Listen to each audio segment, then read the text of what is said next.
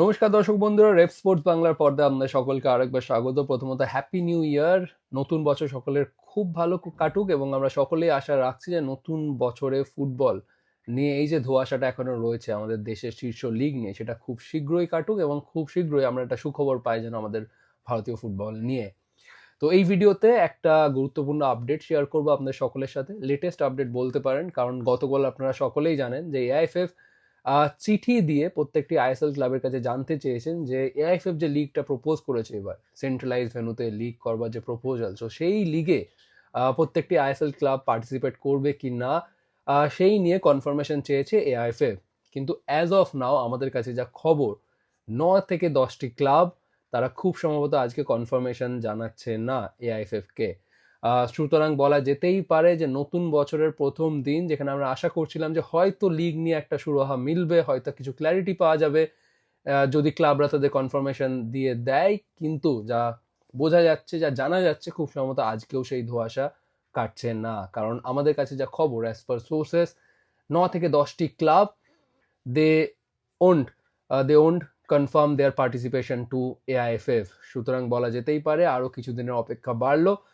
কিন্তু ক্লাবরা কেনই বা তারা কনফার্ম করবে দেয়ার পার্টিসিপেশন টু এআইএফএফ, তার পিছনেও কিন্তু বড় কারণ রয়েছে। কারণ আপনারা যদি গতকালের যে স্টান্সটা ফ্রম এআইএফএফ, যে তারা চিঠি দিয়ে ক্লাবদেরকে প্রেসারাইজ করছে, যে 24 ঘন্টার সময়সীমা বেঁধে দিচ্ছে, যে 24 ঘন্টার মধ্যে জানান আপনারা এই লিগে পার্টিসিপেট করবে কি করবেন না, নাহলে কিন্তু রেলিগেট করা হবে। এটা কিন্তু খুবই আনপ্রফেশনাল এআইএফএফ এর দিক থেকে, কারণ ক্লাবরা কিন্তু তাদের অলরেডি তারা প্রচুর টাকা ক্ষতি করেছে এই মৌসুমে, যেহেতু লিগ এখনো পর্যন্ত শুরু হয়নি। এবং তার উপর একটা যে লিগ হবে, যে লিগ ফরম্যাট প্রপোজ করেছে এআইএফএফ, সেই লিগ ফরম্যাটে এখনো পরিষ্কার নয় এআইএফএফ কত টাকা ইনভেস্ট করবে সেই লিগে, এআইএফএফ কত টাকা খরচ করবে।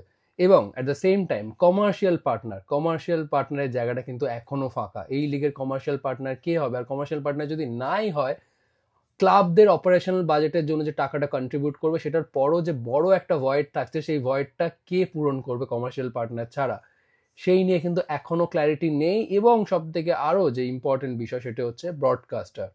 এখনো কিন্তু ব্রডকাস্টার ঠিক হয়নি। যদি লিগ হয়, সেই লিগ ব্রডকাস্ট কে করবে? এআইএফএফ এর কাছে এখনো সেই নিয়ে কোনো ক্ল্যারিটি নেই। ক্লাবদেরকে কিন্তু কনফিডেন্টলি এআইএফএফ বলতে পারছে না।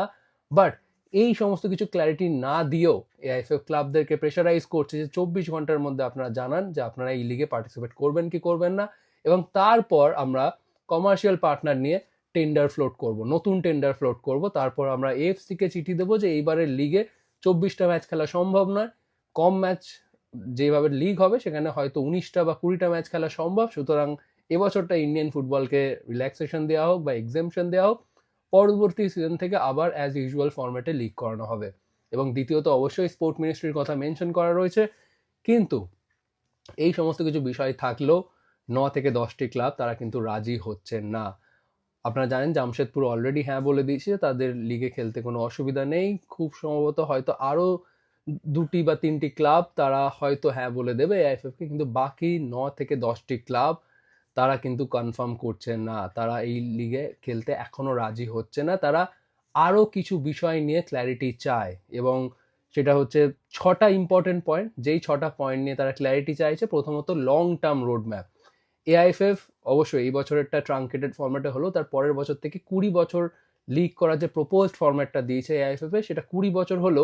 সেখানে কিন্তু এখনো পর্যন্ত কমার্শিয়াল পার্টনার নিয়ে কোনো ক্ল্যারিটি নেই, এবং এআইএফএফ কত টাকা ফান্ডিং দেবে সেই লিগে সেটা নিয়ে কোনো ক্ল্যারিটি নেই।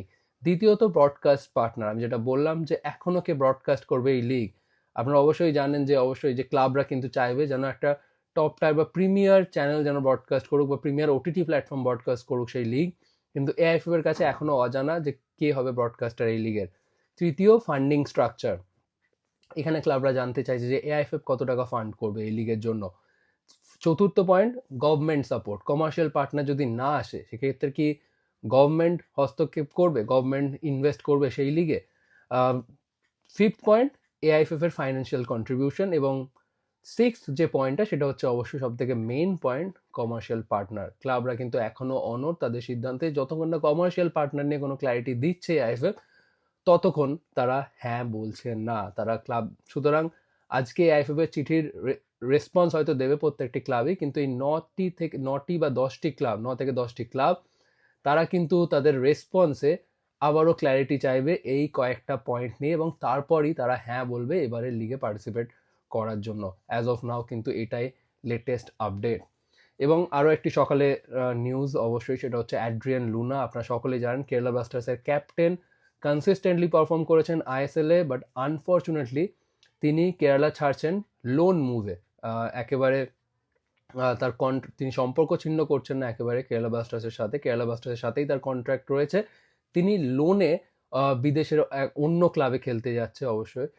তো এটা আমার মনে হয় একটা ভালো সিদ্ধান্ত কেরালা ব্লাস্টার্সের জন্য, কারণ এখনো লিগ নিয়ে অনিশ্চয়তা কাটেনি। সুতরাং অ্যাড্রিয়ান লুনা নিজেও চাইবে যে তিনি কম্পিটিটিভ লিগে পার্টিসিপেট করতে তিনি চাইবেন, ফুটবলের মধ্যে তিনি থাকতে চাইবেন, কারণ ভারতে এখনো ফুটবল শুরু হয়নি। এবং ক্লাবের দিক থেকে যদি দেখা যায়, অ্যাড্রিয়ান লুনা একজন বিদেশি ফুটবলার, তার যথেষ্ট হাই স্যালারি হবে, সুতরাং সেই স্যালারিটার দায়িত্ব কিন্তু এবার ক্লাবকে নিতে হবে না। যেই ক্লাবে তিনি লোন মুভে যাচ্ছেন, যদি কন্ট্রাক্ট যদি ঠিকঠাক থাকে, খুব সম্ভবত সেই ক্লাবকেই কিন্তু তার স্যালারির দায়িত্বটা বহন করতে হবে। তো সেই ক্ষেত্রে কেরালার ঘাট থেকে কিন্তু বোঝাটা একটু হলেও কমলো। তো এটা খুব একটা খারাপ সিদ্ধান্ত নয়, বাট ইন্ডিয়ান ফুটবলের জন্য কনসার্নিং, কারণ একের পর এক বিদেশি কিন্তু দল ছাড়ছে। আমরা দেখেছি বোরা, হেরেরা, জাভিয়ার সিভেরিও এবং কেরালা ব্লাস্টার্সেরই টিয়াগো অ্যালভেস, তারা পুরোপুরি কিন্তু কন্ট্রাক্ট শেষ করে ক্লাবের সাথে তারা কিন্তু অন্য ক্লাবে জয়েন করেছেন, ক্লাবের সাথে একেবারে সম্পর্ক ছিন্ন করে।